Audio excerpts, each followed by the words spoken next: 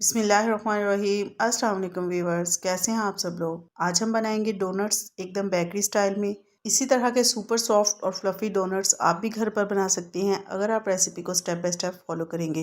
तो रेसिपी का कोई भी पार्ट मिस मत कीजिएगा। चैनल पर नए हैं तो काइंडली चैनल को सब्सक्राइब कर लें। चलिए रेसिपी स्टार्ट करते हैं। सबसे पहले हम बोल में ऐड करेंगे 1/4 कप नीम गर्म दूध, 1 रूम टेम्परेचर अंडा इसमें शामिल करेंगे, 3 खाने के चम्मच पिसी हुई चीनी शामिल करेंगे और 1 चाय का चम्मच नमक इसमें शामिल करेंगे। 1 खाने का चम्मच इंस्टेंट ईस्ट यानी कि खमीर शामिल करेंगे और अच्छी तरह से इनको मिक्स कर लेंगे।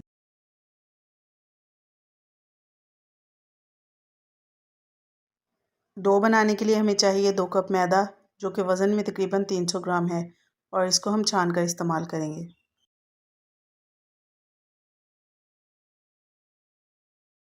स्पून की हेल्प से इसको अच्छी तरह से मिक्स कर लेंगे। इसके बाद हम यहाँ पर ले लेंगे नीम गर्म दूध। दूध को हम थोड़ा थोड़ा करके इसमें ऐड करते जाएंगे और साथ साथ मिक्स करते जाएंगे। नेक्स्ट हम इसमें डालेंगे 1/4 कप मेल्टेड बटर यानी कि देसी घी। आप इसकी जगह पर बनास्पति घी भी ले सकती हैं। घी को भी मिक्स कर लेंगे। इसके बाद हमने डो को तकरीबन 4 से 5 मिनट तक बहुत ही अच्छी तरह से गूंदना है ताकि ये बिल्कुल सॉफ्ट हो जाए। जितनी ज़्यादा स्मूथ आपकी डो बन के रेडी होगी उतने ही सॉफ्ट और फ्लफ़ी आपके डोनट्स बनेंगे। तो डो को आपने बहुत ही अच्छी तरह से गूंदना है। डो को गूंदने के बाद इसको किसी एयरटाइट बॉक्स में रखकर तकरीबन 2 घंटे के लिए किसी गर्म जगह पर रख देंगे ताकि ये अच्छी तरह से राइज़ हो जाए। तो तकरीबन 2 घंटे के बाद यहाँ पर हमारी डो बहुत ही अच्छे से राइस हो चुकी है। अच्छा, गर्मी के मौसम में अक्सर ऐसा होता है कि डो राइस होने के बाद बहुत ही ज़्यादा सॉफ्ट और स्टिकी हो जाती है। तो इसका सलूशन ये है कि आप डो को राइस होने के बाद थोड़ी देर के लिए फ्रिज में रख दें। ठंडी होगी तो ये बिल्कुल भी स्टिकी नहीं होगी, आप इजीली इसको हैंडल कर सकती हैं। बराबर हिस्सों में डिवाइड करके इसके पेड़े बना लेते हैं और 2 कप मैदे से 8 पेड़े यहाँ पर बनकर तैयार होंगे। अगर आप छोटे साइज़ के डोनट्स बनाना चाहते हैं तो आप इससे 10 या 12 पेड़े भी बना सकते हैं। नेक्स्ट मैंने यहाँ पर बटर पेपर का एक छोटा सा पीस लिया है। आप सिंपल पेपर भी ले सकती हैं। एक पेड़ा हम इसके ऊपर रखेंगे और इसको हाथ के साथ हल्का हल्का प्रेस करेंगे। सेंटर में होल करने के लिए मैंने यहाँ पर एक बॉटल का कैप लिया है और इसके ऊपर मैंने अच्छी तरह से मैदा लगा लिया है। बस इस तरह से ढक्कन को हल्का सा प्रेस करेंगे तो डो का जो सेंटर पार्ट है वो इजीली बाहर आ जाएगा। इसी तरह से हम सारे डोनट्स को शेप दे लेंगे। इसके बाद हम इसको कवर करके तकरीबन 20 मिनट तक राइस होने के लिए छोड़ देंगे। चॉकलेट सिरप बनाने के लिए हमें चाहिए 1/4 कप कोको पाउडर, 1/4 कप चीनी इसमें शामिल करेंगे। पहले कोको पाउडर और शुगर को अच्छी तरह से मिक्स कर लेंगे। इसके बाद हम इसमें दूध ऐड करेंगे। 1 कप दूध मैंने यहाँ पर लिया है। थोड़ा थोड़ा करके हम इसमें दूध ऐड करेंगे और साथ साथ हम इसको अच्छी तरह से मिक्स करते जाएंगे। पहले हम इसको अच्छी तरह से मिक्स करेंगे, इसके बाद फ्लेम को ऑन करेंगे। एक बात का आपने ख़ास ख्याल रखना है कि इस सिरप को पकाते हुए आपने फ्लेम को बिल्कुल लो रखना है, क्योंकि चॉकलेट जो होती है वो बहुत जल्दी जल जाती है। कंटिन्यूसली चम्मच चलाते हुए तकरीबन 5 से 6 मिनट तक हमने इसको पका लेना है, जब तक कि ये थोड़ा सा थिक ना हो जाए। तो बस इसी तरह की कंसिस्टेंसी हमें चाहिए। पहले हम इसको रूम टेम्परेचर पर ठंडा करेंगे, इसके बाद हम इसको फ्रिज में रखेंगे। डोनट्स को फ्राई करने के लिए ऑयल को हमने हल्का सा गर्म कर लेना है। डो का एक पीस डालकर हम इसको चेक कर लेंगे। अगर ऑयल ज़्यादा गर्म होगा तो हम इसको थोड़ा सा ठंडा कर लेंगे। और यहाँ पर डोनट्स भी बहुत अच्छे से राइस हो चुके हैं। बटर पेपर के साथ ही हम इसको घी में हल्का सा डिप करेंगे तो ये ईज़िली सेपरेट हो जाएगा।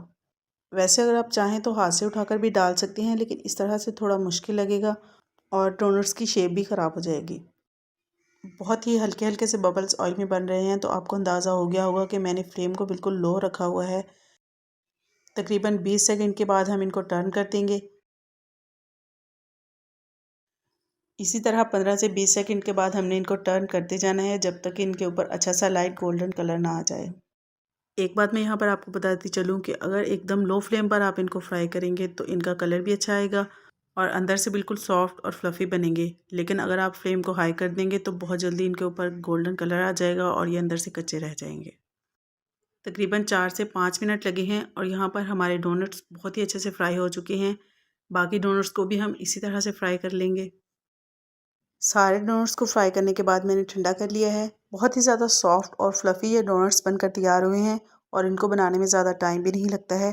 बहुत ही कम वक्त में आप बच्चों को ये रेसिपी बनाकर दे सकते हैं। चॉकलेट सिरप को मैंने बिल्कुल ठंडा कर लिया है। अब हम सारे डोनट्स के ऊपर इनकी अच्छी तरह से कोटिंग कर लेते हैं। तो बस इसी तरह से बाकी डोनट्स के ऊपर भी हम कोटिंग कर लेंगे। देखने में ही बहुत ज़्यादा टेम्पटिंग लग रहे हैं, तो खाने में तो और ज़्यादा टेस्टी होंगे। एक मरतबा आपने इस रेसिपी को ट्राई ज़रूर करना है। इतने मज़े के डोनट्स बनेंगे कि आप भी हैरान रह जाएंगे। चॉकलेट की कोटिंग के बाद डोनट्स को एकदम बेकरी स्टाइल लुक देने के लिए मेरे पास यहाँ पर ब्लैक एंड वाइट स्प्रिंकल्स हैं। इनको हम इस तरह से हल्का हल्का डस्ट कर देंगे। मज़ेदार से डोनट्स तैयार हैं। आपको मेरी आज की रेसिपी कैसी लगी, अपना फीडबैक ज़रूर शेयर कीजिएगा। और अगर अभी तक आपने वीडियो को लाइक नहीं किया तो जल्दी से इसको लाइक कर दें और फ्रेंड्स एंड फैमिली में ज़रूर शेयर कर दिया करें। और अगर फर्स्ट टाइम चैनल को विज़िट कर रहे हैं तो काइंडली चैनल को सब्सक्राइब ज़रूर कर लें। कुछ खाने और कुछ चीज़ें ऐसी होती हैं जिनसे आपकी बचपन की यादें जुड़ी होती हैं। आज की रेसिपी भी कुछ ऐसी ही है। आज हम बनाएंगे कोकोनट केक स्लाइस। अब मिलता है या नहीं आई डोंट नो, लेकिन जब मैं छोटी थी तब ये मुझे बहुत पसंद था। बहुत ही ज़्यादा सॉफ्ट ये केक बनता है और रेसिपी तो बेहद आसान है। तो चलिए इसको बनाना शुरू करते हैं। इस रेसिपी को बनाने के लिए हमें सबसे पहले चाहिए 2 अदद अंडे। इनको हम बहुत ही अच्छे से बीट कर लेंगे। नेक्स्ट मैंने यहाँ पर ज़ाफ़रान को थोड़े से दूध में भिगो दिया था, ये हम इसमें शामिल कर देंगे। ज़ाफ़रान अगर आपके पास नहीं है तो आप इसकी जगह पे वनीला एसेंस भी इस्तेमाल कर सकते हैं। साथ ही हम इसमें आधा कप घी शामिल करेंगे और इन सारी चीज़ों को अच्छे तरीके से मिक्स कर लेंगे। अब हम ड्राई इंग्रेडिएंट्स को मिक्स कर लेते हैं। इसके लिए हम यहाँ पर एक बोल ले लेंगे। इसमें हम डालेंगे आधा कप मैदा, 1/4 कप पाउडर मिल्क, 2 खाने के चम्मच सूजी इसमें शामिल करेंगे। साथ ही हम इसमें डालेंगे आधा खाने का चम्मच बेकिंग पाउडर, 1 चुटकी बेकिंग सोडा इसमें डालेंगे और 1 चुटकी ही हम इसमें नमक शामिल करेंगे। अब इन सारी चीज़ों को मिक्स कर लेते हैं। चीनी अभी हम इसमें नहीं डालेंगे। वो कब डालनी है और किस तरह से डालनी है वो आगे मैं आपको वीडियो में बताऊंगी, तो आपने वीडियो को स्किप बिल्कुल भी नहीं करना है। बहुत ही सिंपल और आसान सी रेसिपी है और इतना ज़्यादा सॉफ्ट, मॉइस्ट और यमी ये केक बन के रेडी होता है कि आप इसको बार बार बनाएंगे। आप लोगों में से किस किस ने बचपन में ये केक खाया है मुझे कमेंट करके ज़रूर बताइएगा। और ये भी ज़रूर शेयर कीजिएगा कि आप लोगों को बेकिंग ज़्यादा आसान लगती है या फिर कुकिंग। बैटर को अच्छी तरह से मिक्स करने के बाद हम बेकिंग मोल्ड को ऑयल या घी से ग्रीस कर लेंगे और इसके ऊपर एक सिंपल पेपर रखेंगे। अगर आपके पास बटर पेपर है तो वेल एंड गुड, आप वो इस्तेमाल कर लें, लेकिन बटर पेपर रखना ज़रूरी नहीं है। बेकिंग ट्रे में बैटर को अच्छे से सेट कर लेंगे। इसके बाद यहाँ पर मैंने एक पतीला लिया है और इसको मैंने तकरीबन 10 मिनट के लिए प्रीहीट कर लिया है। पतीले के अंदर आप जाली स्टैंड भी रख सकती हैं, लेकिन अगर जाली स्टैंड नहीं है तो आप कोई भी स्टील की कटोरी वगैरह रख सकते हैं। अच्छी तरह से इसको कवर कर देंगे। तो यहाँ पर केक हमारा जो है वो बेक हो चुका है। 25 मिनट तक लो फ्लेम पर मैंने इसको बेक किया है। वुडन स्कीवर की मदद से इसको चेक करेंगे। अगर आपको वुडन स्कीवर के ऊपर बैटर लगा हुआ नज़र आए तो आप इसको 4 से 5 मिनट के लिए और बेक कर लें। नेक्स्ट हम यहाँ पर शुगर सिरप तैयार करेंगे। इसके लिए पैन में 1 कप पानी डालेंगे, आधा कप इसमें चीनी शामिल करेंगे और इसको मीडियम टू लो फ्लेम पर मेल्ट होने देंगे। लेकिन एक बात का आपने ध्यान रखना है कि यहाँ पर हमने चीनी को बहुत ज़्यादा पकाना नहीं है, यानी कि बहुत ज़्यादा गाढ़ी चाशनी हमें नहीं चाहिए। 5 से 6 ड्रॉप्स लेमन जूस के डालेंगे। इससे केक के अंदर एक बहुत ही अच्छा सा फ्लेवर आएगा, लेकिन अगर आप चाहें तो इसको स्किप भी कर सकते हैं। चाशनी रेडी है तो यहाँ पर फ्लेम को ऑफ कर देते हैं और इसको हल्का सा ठंडा कर लेते हैं। केक को हम छोटे छोटे स्लाइसेस में कट कर लेते हैं।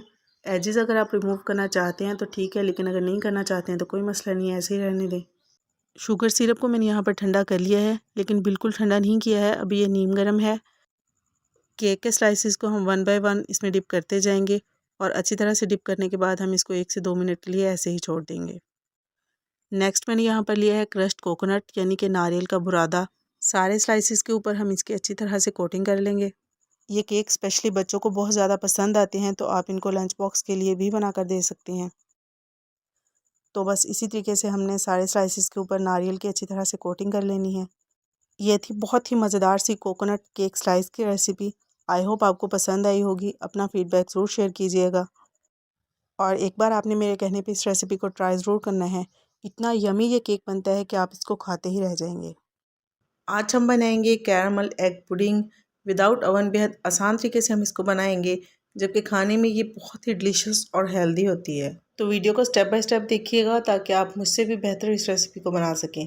चलिए शुरू करते हैं इसको बनाना। कैरमल बनाने के लिए हमें चाहिए 1/4 कप चीनी। इसको मीडियम टू लो फ्लेम पर मेल्ट होने के लिए छोड़ देंगे। एक बात का आपने ख़ास ख्याल रखना है कि फ्लेम को हाई बिल्कुल भी नहीं करना है, क्योंकि हमने चीनी के अंदर पानी वगैरह कुछ भी ऐड नहीं किया है, तो इसलिए आपने फ्लेम को बिल्कुल लो रखना है। तकरीबन 7 से 8 मिनट के बाद चीनी कैरमलाइज हो चुकी है, तो यहाँ पे हम फ्लेम को ऑफ़ कर देते हैं। लेकिन चीनी को हमने ठंडा बिल्कुल भी नहीं करना है। यहाँ पे हम एक मोल्ड लेके जिसके अंदर हमने पुडिंग को स्टीम करना है। गरम गरम कैरमल को हम इस मोल्ड के अंदर ट्रांसफ़र कर देंगे। पुडिंग को हम दोनों तरीक़ों से बना सकते हैं, विदाउट कैरमल भी हम इसको बना सकते हैं या फिर कैरमल के साथ भी हम इसको बना सकते हैं। कैरमल डालने के बाद हम मोल्ड को इस तरह से हल्का हल्का रोटेट करते जाएंगे ताकि ये अच्छी तरह से स्प्रेड हो जाए। जैसे ही आपने कैरमल को मोल्ड में डालना है तो फ़ौरन से इस तरह से फैलाकर आपने इसको स्प्रेड कर लेना है, क्योंकि जैसे ही ये थोड़ा सा ठंडा होगा तो ये फ़ौरन वहीं पे सेट होना शुरू हो जाएगा। नेक्स्ट स्टेप में हम यहाँ पर पुडिंग का मिक्सचर रेडी करेंगे। इसके लिए हमें चाहिए 2 कप दूध। इसको हम ब्लेंडर में डाल लेंगे।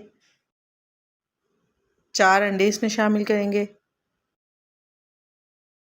और 1 खाने का चम्मच चीनी शामिल करेंगे। लेकिन अगर आप अलहदा से कैरमल नहीं बना रहे हैं तो पुडिंग के मिक्सचर में आप अपने टेस्ट के हिसाब से चीनी ऐड कर सकते हैं। 1 चाय का चम्मच वनीला एसेंस इसमें शामिल करेंगे और इन सारी चीज़ों को अच्छी तरह से ब्लेंड कर लेंगे। लेकिन ब्लेंड करना ज़रूरी नहीं है, अगर आपके पास ब्लेंडर नहीं है तो आप इसको हैंड बीटर की मदद से भी बीट कर सकते हैं। ब्लेंड करने के बाद हम मोल्ड के ऊपर इस तरह से एक स्ट्रेनर रखेंगे और मिक्सचर को छान लेंगे ताकि इसके अंदर कोई भी लम्स वगैरह ना जाए।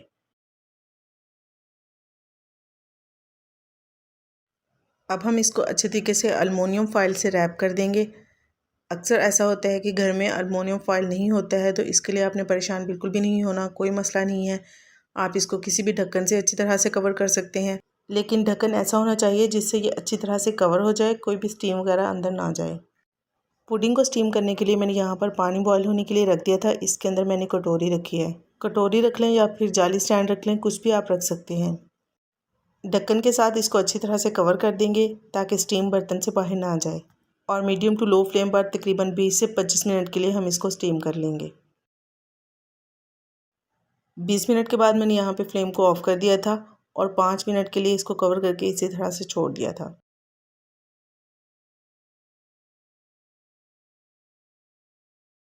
वुडन स्कीवर की मदद से इसको चेक करेंगे। अगर आपको लगे कि वुडन स्कीवर के ऊपर अभी बैटर लगा हुआ है तो आप इसको 5 मिनट के लिए और स्टीम कर लें।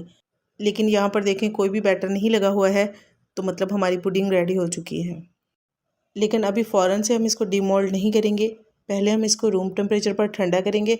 इसके बाद हम आधे घंटे के लिए इसको फ्रिज में रखेंगे ताकि ये अच्छी तरह से सेट हो जाए। तो आधे घंटे के बाद देखिए पुडिंग बहुत ही अच्छी तरह से सेट हो चुकी है। किनारों के ऊपर इस तरह से छुरी को हल्का सा घुमा देंगे ताकि हम इसको ईज़िली बाहर निकाल सकें।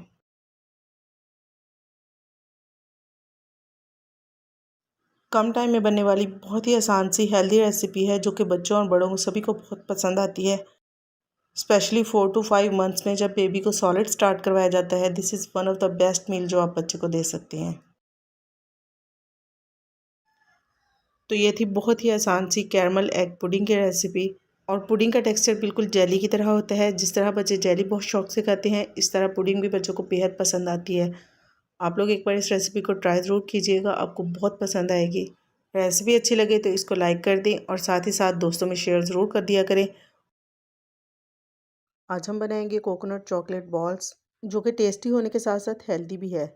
आप बच्चों को ये बनाकर दें। बेहद आसान रेसिपी है और मैक्सिमम 10 से 15 मिनट में आप इसको इजीली घर पर बना सकते हैं। रेसिपी पसंद आए तो इसको लाइक ज़रूर कर दें और साथ ही चैनल को भी सब्सक्राइब कर लें ताकि इसी तरह की मज़े मज़े की रेसिपीज़ आपको मिलती रहें। तो इस रेसिपी को बनाने के लिए सबसे पहले हमें चाहिए 1 कप डेसिकेटेड कोकोनट यानी कि पिसा हुआ नारियल। नेक्स्ट हम इसमें शामिल करेंगे 2 टेबलस्पून सेसमी सीड्स यानी कि सफ़ेद तिल। सेसमी सीड्स में कैल्शियम और विटामिन डी अच्छी खासी क्वांटिटी में पाया जाता है। इसके अलावा ये एंटीऑक्सीडेंट होते हैं। प्रोटीन की अच्छी खासी मिकदार इनके अंदर मौजूद होती है। दिल के लिए बहुत अच्छी हैं, तो सर्दी के मौसम में हमें इसका इस्तेमाल लाजमी करना चाहिए। 2 खाने के चम्मच फ्रेश क्रीम इसमें शामिल करेंगे। नेक्स्ट जो चीज़ हमें चाहिए वो है कंडेंस्ड मिल्क, जो कि मैंने आधा कप इस्तेमाल किया है। ये होममेड कंडेंस्ड मिल्क है। अगर आप कहेंगे तो इसकी रेसिपी भी मैं आप लोग के साथ शेयर कर दूँगी। लेकिन अगर आप इस रेसिपी को सिर्फ फ्रेश क्रीम के साथ बनाना चाह रहे हैं, कंडेंस मिल्क आपने इसमें ऐड नहीं करना है, तो फिर आप पिसी हुई चीनी अपने टेस्ट के हिसाब से इसमें ऐड कर लीजिएगा। तो बस यही चीज़ें हमें चाहिए। अब हम इनको वेल कंबाइन कर लेंगे, यानी कि अच्छे से मिक्स कर लेंगे। बहुत ही सिंपल और आसान सी रेसिपी है और बहुत ही कम टाइम में आप इसको बना सकते हैं। बहुत ज़्यादा मेहनत नहीं करनी पड़ती है और बहुत ही मज़े की ये बाउंटी बार्स बन के रेडी होती हैं। तो बस इस तरह से मिक्स करके हमने इसका एक थिक सा मिक्सचर रेडी कर लेना है। इसके बाद जिस भी साइज़ की आपने बॉल्स बनानी है उसके हिसाब से थोड़ा थोड़ा मिक्सचर ले लें। इसको अच्छे से बाइंड कर लें। इसके बाद इसको बॉल्स की शेप दे लें। अच्छा, इन बाउंडी बार्स की सबसे अच्छी बात जो मुझे लगती है वो ये है कि इसको बनाने के लिए आपको किसी भी मोल्ड वगैरह की ज़रूरत नहीं है। आप इसको सिंपली हाथ से बहुत ही आसानी से बना सकते हैं। तो यहाँ पर मैंने सारी बॉल्स बनाकर रेडी कर ली हैं। अब हम इनको तकरीबन आधे घंटे के लिए फ्रिज में रख देंगे ताकि ये थोड़ी सी सेट हो जाए। तो जब तक हमारी बॉल सेट होती हैं हम यहाँ पर कोटिंग के लिए चॉकलेट गनाश रेडी कर लेते हैं। सबसे पहले हम एक बोल में ऐड करेंगे 5 खाने के चम्मच कोको पाउडर, 5 खाने के चम्मच ही हम इसमें चीनी ऐड करेंगे, आधा चाय का चम्मच नमक डालेंगे और इन सारी चीज़ों को अच्छी तरह से मिक्स कर लेंगे।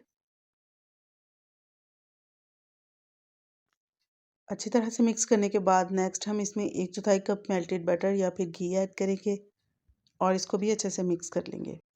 अच्छा, एक बात मैं यहाँ पर ऐड करती चलूँ कि अगर आप कोको पाउडर के साथ गनाश बना रहे हैं तो आपने इसमें घी ऐड करना है, लेकिन अगर आप चॉकलेट के साथ गनाश बना रहे हैं तो आपने इसमें घी ऐड नहीं करना है, क्योंकि उसमें ऑलरेडी घी या बटर मौजूद होता है। 1 कप मैंने यहाँ पर फुल फैट मिल्क लिया है।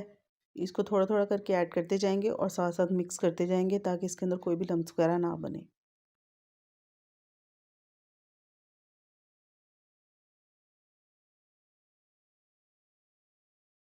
तो बस यहाँ पर मैंने इसको अच्छे से मिक्स कर लिया है।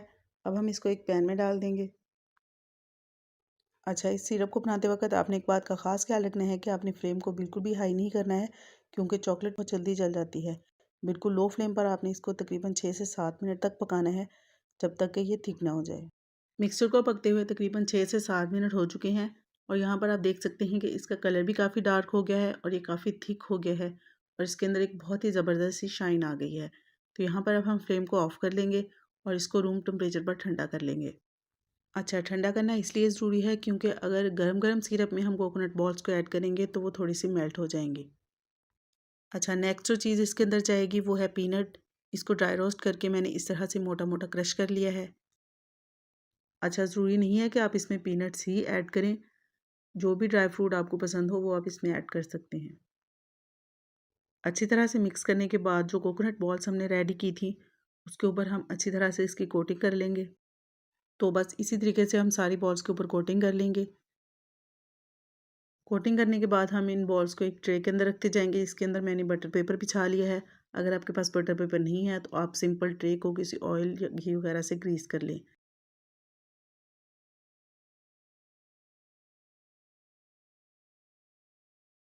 तो यहाँ पर हमारी बहुत ही ज़बरदस्त सी कोकोनट चॉकलेट बॉल्स या फिर बॉन्टी बॉल्स बन के रेडी हो चुकी हैं। कोटिंग करने के बाद मैंने इनको तकरीबन आधे घंटे के लिए फ्रिज में रख दिया था ताकि ये अच्छी तरह से सेट हो जाएँ। बहुत ही ज़बरदस्त फ्लेवर के साथ मज़े की ये बॉल्स बन के रेडी हुई थी और बच्चों को बहुत ही ज़्यादा पसंद आई थी। तो आप भी इस रेसिपी को अपने घर में ज़रूर ट्राई कीजिएगा। रेसिपी अच्छी लगे तो इसको लाइक ज़रूर कर दिया करें और साथ ही साथ अपने फ्रेंड्स एंड फैमिली में शेयर भी कर दिया करें। तो फिर मिलते हैं इंशाल्लाह बहुत जल्द एक नई रेसिपी के साथ। अपना बहुत सारा ख्याल रखिएगा और मुझे दुआ में ज़रूर याद रखिएगा। अल्लाह हाफ़िज़।